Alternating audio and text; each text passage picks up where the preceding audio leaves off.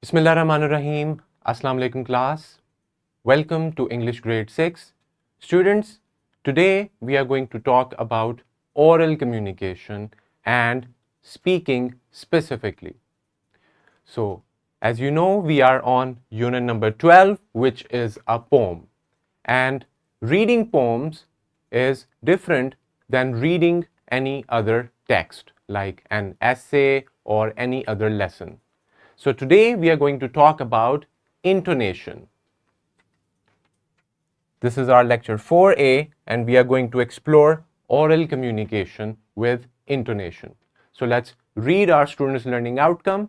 It says, recite poems or read prose aloud with proper intonation and expression to engage the audience.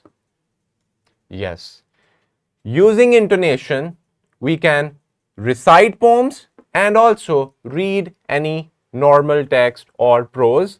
And when we are reading them loudly or reading it aloud, it is actually all about taking care of the ups and downs of your voice.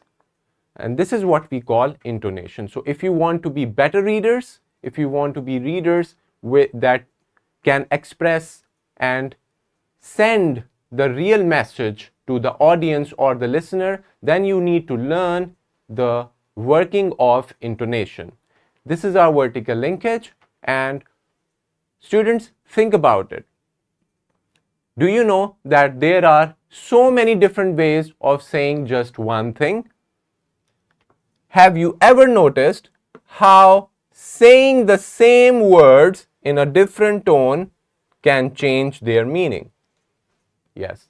Come up with your exemplary sentence, any line or any dialogue, and try to say it in different ways. Do this quickly so that we can move on. All right. Students, this is what we call intonation. And intonation is the rise and fall of the voice when speaking. It helps express emotions, meanings, and also questions. Now, as you see, when we are speaking in our native language, in daily life, and in English, we don't speak in the same kind of pitch or in the same kind of voice. We sometimes say something with expression, with full power, and sometimes we just say things normally. And this rise and fall of the voice is what we call intonation. Now, let's see what is its importance. Why should we learn intonation and use it in our speech? It changes the meaning of sentences. It helps show emotions like happiness, anger, or confusion. It distinguishes between a question and a statement. Now, let's practice. For example, students, if you say any phrase like, I am eating it. Now, I can say it normally like a statement, I am eating the food.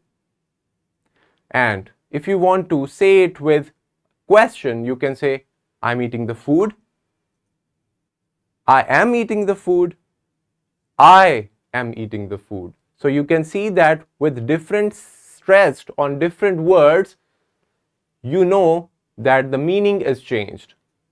When I stress it at the end, at the last word, it sounds like a question.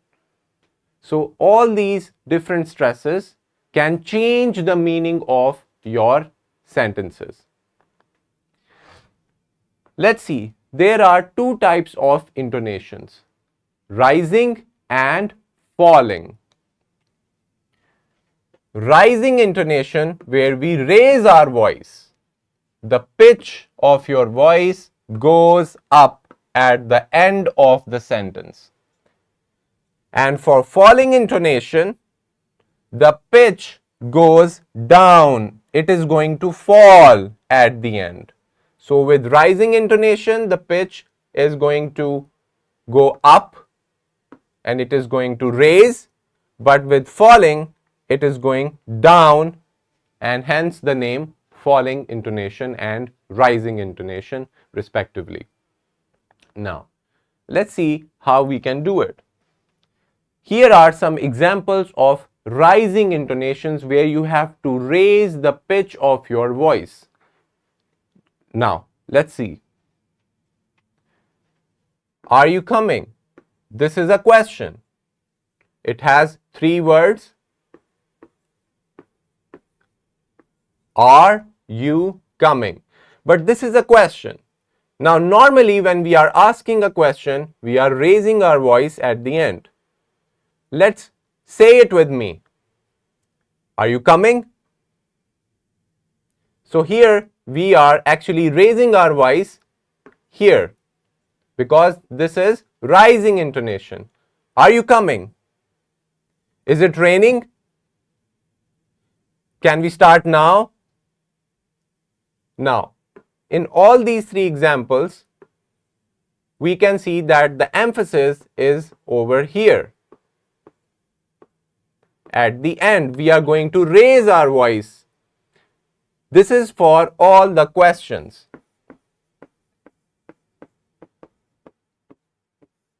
Now, when we have exclamations where we are expressing something with excitement and happiness, we are using words and exclamations like, "That's amazing."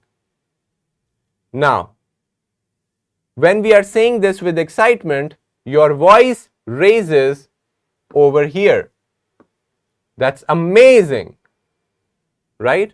So we are increasing our voice and we are getting our pitch of the voice up. That's amazing. So this means this is an example of rising intonation. We are raising our voice at the end, and mostly they are used with questions. Are you coming over there? Etc. Now, when we have yes or no questions where the answer is either in yes or no, we raise our voices in the end, and all these questions with yes or no answers are in rising intonations. Let's see. Here, students, you can see the marking. When you see this, it means you have to raise your voice. Do you like it? Can we meet at 3? Did you have lunch? Are you serious? Does this make sense? So notice that when we are at this part with the marking, when we are at this part of the sentence, of the word, we are raising our voice. Do you like it? Now, let's talk about falling intonation, where we have to let down, we have to make our voice go down and sound like it is falling. For example, I'm going to school. She is very kind. It was a fun day. The homework is due tomorrow. So when we are saying the homework is due tomorrow, we are actually falling our voice. I'm going to school. She is very kind. So here we have to make our voices go down. So this is an example of falling intonation. Now, students, here we have a sentence, lectures begin tomorrow. Now, can you say it in different ways using your pitch of the voice? Now we have to use 5 different tones and say this sentence, lectures begin tomorrow, in 5 different ways. First, exactly what it says. Let us say it like a statement. Lectures begin tomorrow. Now, we are going to say like a question. For example, lectures begin tomorrow. This sounds like a question. Lectures begin tomorrow.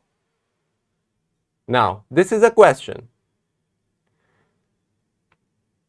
Number 3, when we have more to say. For example, lectures begin tomorrow. Now, I'm going to say something else. Next one, we are going to say like we are not sure it is right. For example, if I say it with a doubt, with confusion, like lectures begin tomorrow, or something like that. So if you are saying it with confusion and doubt, it will sound differently. Lectures begin tomorrow. See, I'm not sure about it. I'm having doubt and I'm having confusion. But when I'm sure, I would say lectures begin tomorrow. Lectures begin tomorrow. It's a question. Lectures begin tomorrow. This is a confusion. And next one we have to say it with excitement, with exclamation. Can you say it? Yes. With excitement, we can use our rising intonation and we have to emphasize at the end. I would say, lectures begin tomorrow with excitement. So all these different ways we have seen different tones of saying the same sentence with confusion, with doubt, with question, with excitement, with more to say, and all these different tones. So similarly, students, take up any kind of sentence and say it in different ways. Say it like a question, say it like a statement, a confusion, or with a doubt. Now, we are clear about all these things. Let's talk about your classroom activity, where by using the proper intonation of rising and falling, we have to read this poem called At the Beach. You have also to identify figures of speech like imagery, personification, hyperbole, and onomatopoeia. These things are already covered in the previous lessons. So not only you are going to recite the poem with proper intonation, but you are also going to find the figures of speech. Now, I hope, students, that till now you can pause the video and do this classroom activity. Good. After doing this, you can watch this simulation video for more information and for extensive learning. For your homework, you have to recite the poem Hiking, which is our main lesson, with proper intonation. Take care of the rising and falling of your voice. Use excitement, use statements, and use all these different tones that we have learned. Students, these are all the resources that you will get in the description of the video. I hope that we have successfully covered the learning outcome of oral communication that talks about reading anything loudly, where you can use your intonation, rising intonation and also your falling intonation. I'll see you in the next video lesson. Allah Hafiz.